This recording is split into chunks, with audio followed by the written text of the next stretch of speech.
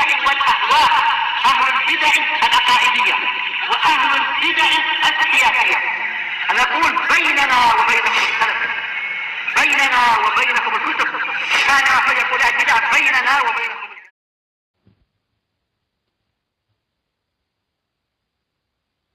Bismillahirrahmanirrahim. Alhamdulillahirabbil alamin. Wal 'aqibatu lil muttaqin. Wala 'udwana illa 'alal zalimin. Asyhadu an la ilaha illallah wahdahu la syarika lah. Wa asyhadu anna Muhammadan 'abduhu wa rasuluh. Sallallahu alaihi wa ala alihi wa ashabihi wa man tabi'ahum bi ihsanin ila yaumiddin. Amma ba'd. Indak ya Faisal.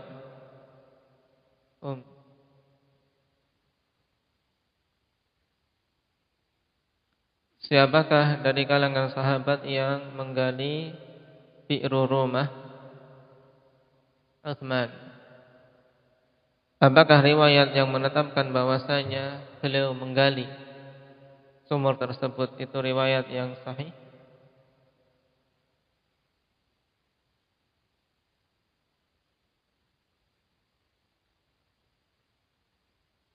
Kenapa?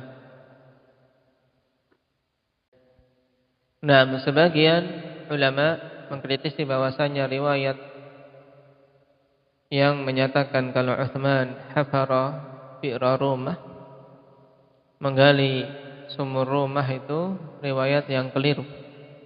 Kenapa? Karena Utsman tidak menggali, tapi beliau membeli sumur tersebut. Tapi tidak menutup kemungkinan bahwasanya penggalian itu terjadi setelah Utsman membelinya untuk semakin memperluas dan memperbanyak airnya. Wallahu taala alam. Yang jelas akhwani fillah, Utsman memiliki jasa besar berhubungan dengan bi'ru rumah, karena asalnya kaum muslimin ketika ingin mengambil air dari sumur tersebut harus membayar. Kemudian setelah dibeli oleh Utsman, mereka bisa mengambilnya cuma-cuma.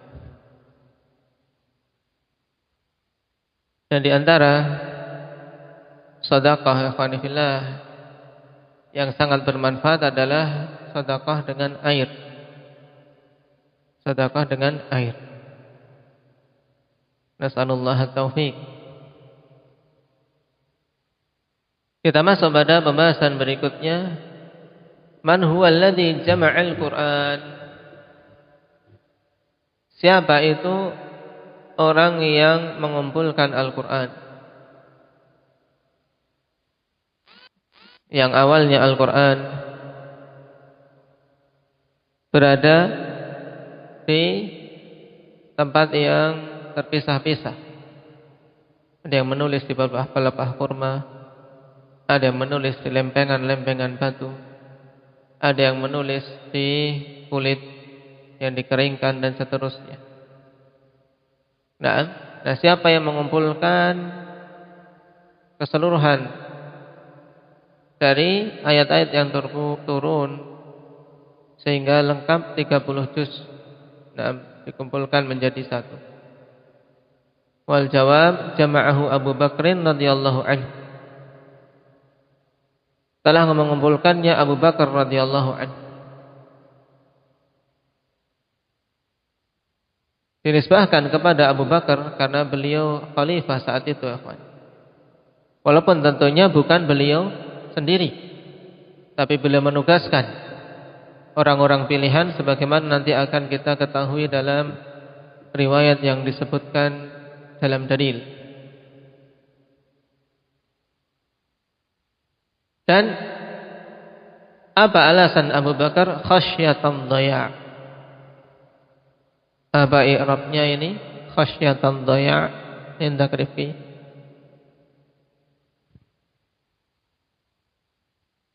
Maf'ul li ajri. Dikarenakan kekhawatiran hilangnya sebagian ayat-ayat Al-Quran, dikarenakan meninggalnya para sahabat dan belum sempat dikumpulkan secara lengkap. Wa jama'ahu Utsman radhiyallahu anhu khasyatal ikhtilaf. Dan mengumpulkannya kembali Utsman radhiyallahu anhu karena takut timbulnya perselisihan berhubungan dengan Al-Quran. Sehingga pada masa Utsman akhwanifillah dikumpulkan untuk apa? Untuk satu saja yang menjadi apa? Mushaf rujukan. Naam, karena Al-Quran turun, nazal Al-Quran ala sab'ati ahruf. Quran itu turun dalam 7 huruf. Dan khilaf panjang di kalangan para ulama wal mufassirun tentang makna turunnya Quran di atas 8 huruf. 7 huruf. Ada yang mengatakan sab'a lughat, 8 lughah. Ada yang menyatakan dengan pendapat-pendapat yang lain, pendapat yang banyak dalam masalah ini. Nah, dan yang paling kuat yang telah kita bahas apa? Ahmad, dalam 7 bahasa dari bahasa-bahasa Arab. Semuanya masih dalam cakupan bahasa Arab. Nah, jadi Quran turun dalam 7 huruf bukan maksudnya pada 7 qiraah, bukan. Karena qiraah sab'ah itu sebagian saja ada. Nah, lebih dari itu yang mutawatir. Jadi bukan maksudnya qiraah sab'ah yang masyhur ini, bukan.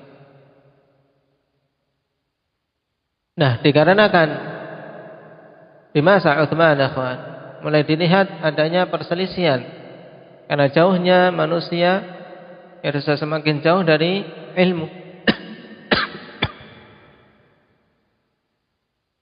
Padahal saat itu masih penuh kebaikan. Cuman sudah mulai terlihat perselisihan berhubungan dengan Al-Quran, sehingga Utsman mengumpulkannya. Kita baca dalil yang dibawakan di sini.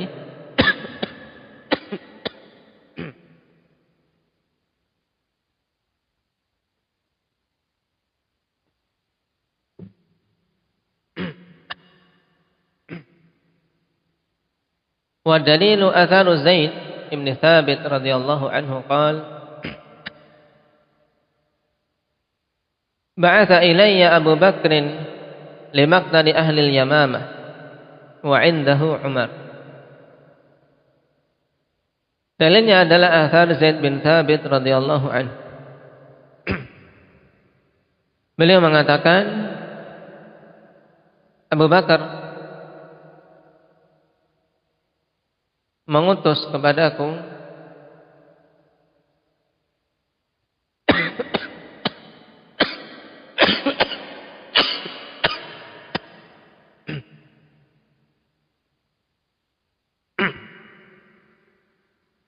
karena sebab peperangan dengan Ahlul Yamamah, yang itu termasuk perang besar yang terjadi akhwani fillah dengan Ahlul Riddah, yang dengan sebab itu meninggal banyak para syuhada. Wa 'indahu Umar, dan di sisi beliau ada Umar. Faqala Abu Bakr inna Umar atani faqala innal qatla qad istaharra yaumal Yamamah bi qurra'il Qur'an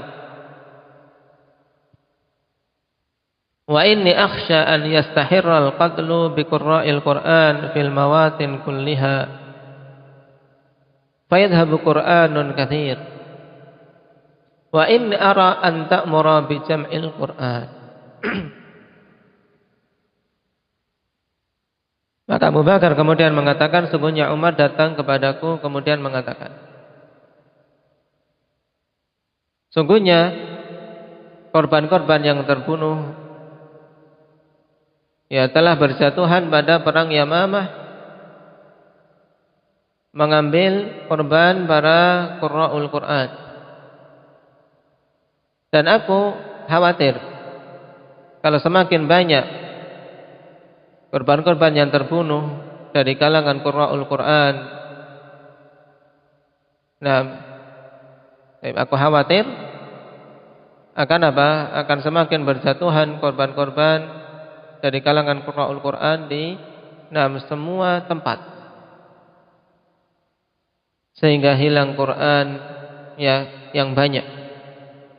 Kenapa? Karena saat itu Al-Quran disimpan di dada-dada para sahabat, dihafal oleh mereka.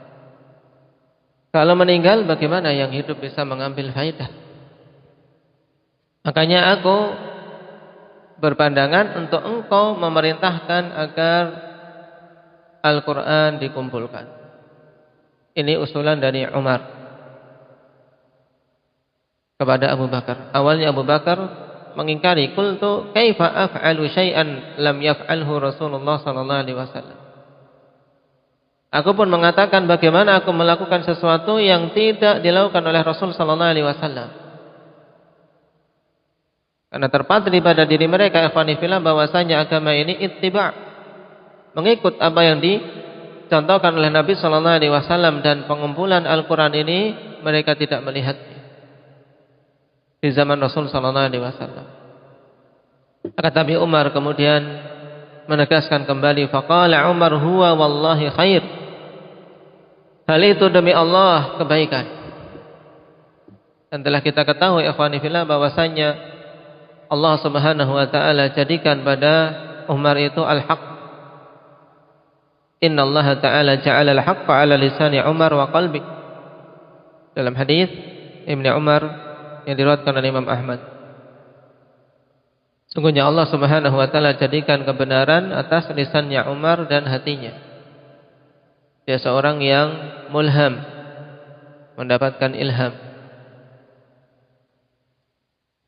Falam yazal Umar yuraji'uni fi dzalik hatta syaraha Allah sadri lilladzi syaraha lahu sadra Umar. Maka terus-menerus Umar yuraji'un, yaitu mengulang-ulang kembali perkataannya, membujukku pada perkara itu, sampai Allah Subhanahu wa taala lapangkan dadaku untuk menerima perkara yang dada Umar lapang. Dalam artian apa? Untuk sama-sama mengumpulkan Al-Quran. Diterima usulan dari Umar.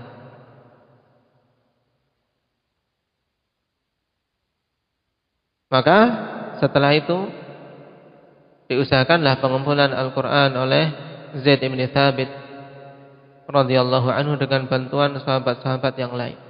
Beliau cari, dan beliau teliti ayat-ayat baik yang dihafal maupun yang ditulis oleh para sahabat radhiyallahu alaihim.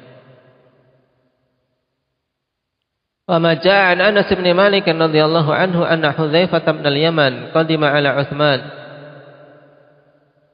wa kana yughazi ahla Syam. Ini yang kedua. Adapun yang pertama tadi apa? Awal pengumpulan Al-Qur'an ikhwani fillah yaitu di zaman Abu Bakar. Setelah itu dicari semuanya, dikumpulkan. Setelah dikumpulkan disimpan, dikumpulkan disimpan. Baik, yang telah terkumpul. Dan ini bukan bid'ah. Kenapa? Karena yang pertama itu adalah ijma' para sahabat.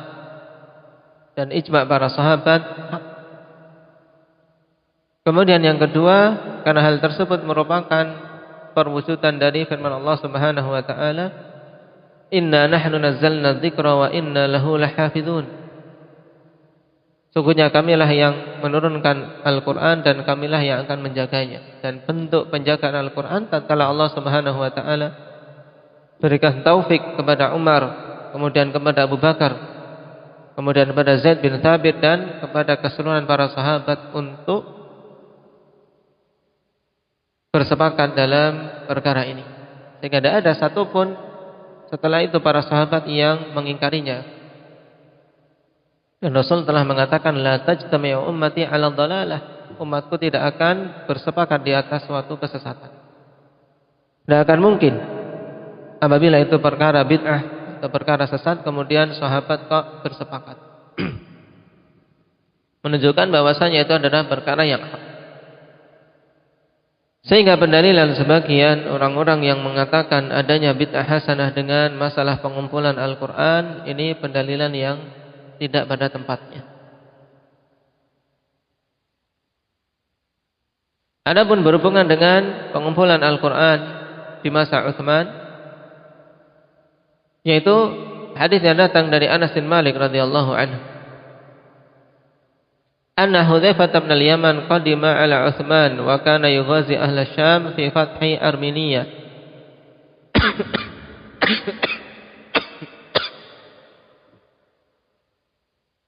Bahwasanya Hudzaifah bin al-Yaman tiba menemui Utsman yang saat itu beliau pergi berperang dan memerangi ahlu Syam dalam penaklukan Armenia wa Azerbaijan ma ahli Iraq, bersama dengan ahli Iraq. Wa abza'a Hudzaifah ikhtilafuhum fil qiraah, maka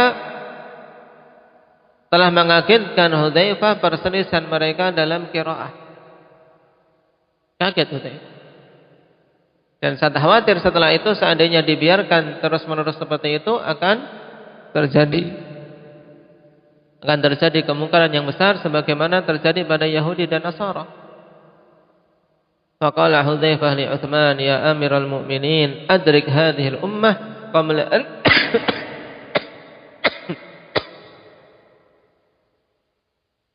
adrik hadhihi al-ummah qabla an yakhtalifu fil kitab ikhtilaf al-yahudi wan nasara.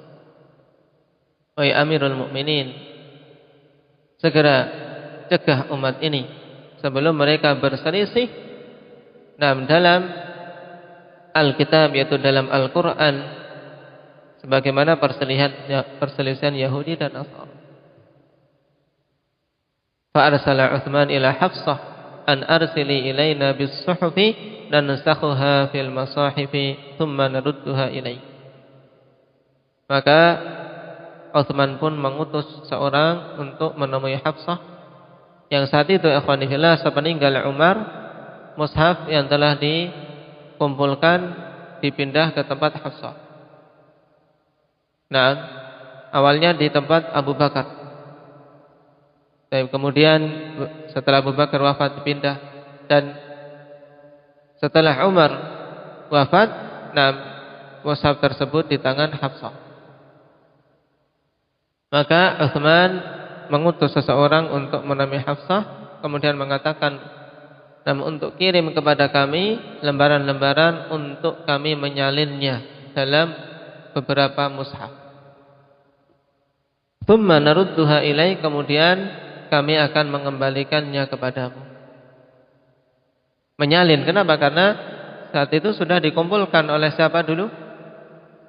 Yang mengumpulkan pertama kali Abu Bakar, dan yang turun terjun langsung di lapangan siapa? Hudzaifah, Zaid ibn Thabit. Fa'arsalat biha Hafsah ila Utsman. Fa'amara Zaid ibn Thabit wa Abdullah ibn Zubair wa Sa'id ibn al-As wa Abdurrahman ibn al-Harith ibn Hisham radhiyallahu anhum fanasakhuha fil masahif. Maka Hafsah pun mengirim lembaran-lembaran tersebut kepada Utsman. Kemudian beliau memerintahkan Zaid bin Thabit yang pertama, dan Abdullah bin Zubair dua, Sa'id bin al-As yang ketiga, Abdurrahman bin al-Harith bin Hisham yang keempat. Nah, 4 orang yang ditugasi untuk apa? Menyalin. Mereka pun menyalin menjadi apa? Beberapa naskah. Wa qala Utsman lirrahdil Quraisyiyin ats-tsalatsah, idza ikhtalaftum antum wa Zaid bin Thabit fi syai'in min al-Qur'an faktubuhu bilisani Quraisy fa inna ma nazala bilisanihim. Kemudian Utsman mengatakan kepada 3 orang Quraisy, yaitu siapa? Abdullah bin Zubair, Sa'id bin Al-As, dan Abdurrahman bin Al-Harith. Apabila kalian bertiga berselisih dengan Zaid bin Thabit pada sesuatu dari Al-Quran ini, maka tulislah dengan bahasa Quraisy. Nah, dengan lisannya Quraisy. Ini menunjukkan ikhwanifillah bahwasanya turunnya Al-Quran atas 7 huruf, maksudnya 7 lughat. Makanya ketika terjadi perselisihan, untuk dikembalikan kepada bahasa Quraisy. Fa inna ma nazala bilisanihim, sebab hanyalah Al-Quran itu turun dengan bahasa mereka. Karena Nabi sallallahu alaihi wasallam dari Quraisy. Fa fa'alu hatta idza nasakhu as-suhufa bil masahif radda Utsman as-suhufa ila Hafsah. Maka mereka pun melakukannya sampai ketika telah disalin menjadi beberapa naskah, Utsman pun mengembalikan lembaran-lembaran itu kepada Hafsah, yaitu naskah yang pertama. Wa arsala ila kulli ufuqin bi mushafin mimma nasakhu, dan beliau pun mengirim pada setiap penjuru mushaf-mushaf yang telah mereka salin. Wa amara bima siwahu minal Qur'an fi kulli sahifatin aw mushaf an yuhraq. Dan beliau pun memerintahkan dengan apa? Dengan tulisan-tulisan, lembaran-lembaran yang lain, ikhwani fillah, selain mushaf yang beliau tulis tersebut untuk dibakar. Kenapa? Agar tidak terjadi perselisihan. Jadi setelah ditulis naskah, na'am, atau apa, salinan-salinan dari mushaf yang pertama, ikhwan, na'am, kemudian lebih rapi tentunya, hanya dikirim ke negeri-negeri untuk dijadikan rujukan, sehingga masing-masing negeri, na'am, menyalin dari mushaf tersebut, sehingga tulisan-tulisan yang lain, lembaran-lembaran selain itu diperintahkan untuk dibakar. Nah, dan pada kisah ini faedah banyak. Nah, faedah yang banyak berhubungan dengan penjagaan Allah Subhanahu wa taala terhadap agama ini dan terhadap kitabnya. Juga apa? Juga berhubungan dengan masalah bagaimana kita mensikapi mushaf-mushaf yang tercecer. Dalam asar ini kita bisa mengetahui bahwasanya boleh untuk dibakar mushaf-mushaf yang tercecer, yang sudah apa? Sudah rusak. Maka caranya adalah dibakar. Tidak ditimbun, tidak disobek-sobek, tapi dibakar. Nah, dibakar, tentunya dibakar di tempat yang bagus, bukan di tempat sampah. Dibakar ya di tempat yang bagus, dalam artian di tempat yang layak. Nah, bukan tempat najis, bukan tempat kotoran, sampai betul-betul menjadi abu, sehingga tidak tertulis, tidak tersisa sedikit pun dari tulisan Al-Quran tersebut. Makanya ketika membakar hanifillah, nah, mushaf atau lembaran-lembaran dari mushaf yang sobek ditunggu sampai betul-betul semuanya terbakar, baru kemudian dihancurkan. Karena terkadang ditinggal ternyata masih sisa. Ada lafzul jalalah terinjak-injak. Ini termasuk imtihan, penghinaan. Kemudian juga terkadang walaupun sudah terbakar, kadang masih tersisa tulisan. Masih ada kan? Kadang kalau kita membakar sesuatu masih ada gambaran tulisannya, tidak. Walaupun sudah berwarna hitam, sehingga butuh dihancurkan, sehingga tidak ada bekasnya sama sekali. Dan landasannya itu adalah apa yang dilakukan oleh Utsman di sini dengan persetujuan para sahabat ridwanullah alaihim, di mana kita tidak mendapati adanya pengingkaran satupun dari para sahabat tentang hal tersebut. Barakallahu fikum. Ini sekilas afanifillah tentang masalah pengumpulan Al-Quran. Di antara hal terpenting yang diingat adalah tokoh-tokoh yang berjasa dalam masalah ini. Naam, juga empat tokoh yang ditunjuk oleh Utsman untuk menyalin Al-Quran di masa kekhalifahan beliau. Nas'alullah azza wa jalla at-taufiq was-sadad walhamdulillahi rabbil alamin.